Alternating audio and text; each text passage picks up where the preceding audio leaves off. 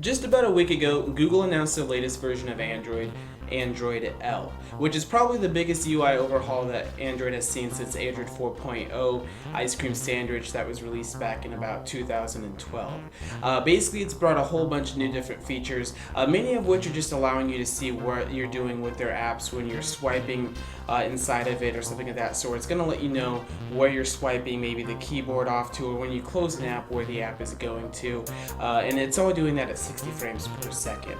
But right now, really the only people are going to have a chance to look at this are people with Nexus devices.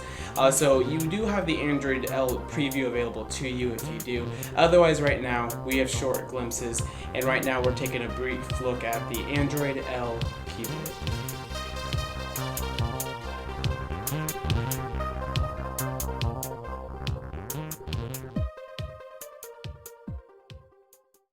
So taking a first look at the keyboard, you're going to know that it looks quite a bit different than Google's previous version of Android. It's got about 4 different colors, so it's accented by white and light gray colors, and then the main theme is turquoise and has kind of a deepish gray or dark or navy blue color to it as well.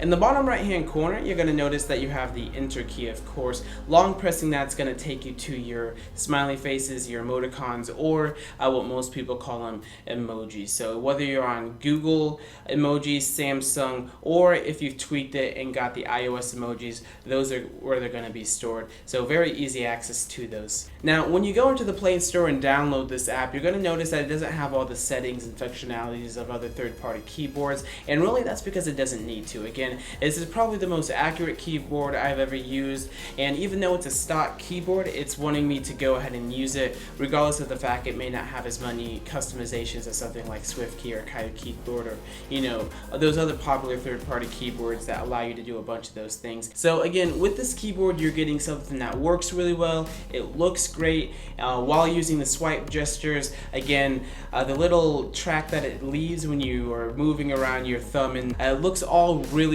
well running at that 60 frames per second, and it doesn't disappear right away either, so you can actually enjoy looking at those kind of those gestures while you're actually typing to your friends or texting to your friends, I should say. So while this keyboard may be simple, it's probably one of the best keyboards out there in my opinion. And if this is what Google is bringing to the table, I can't see what they have to offer later on in 2014 and later on in 2015 as well.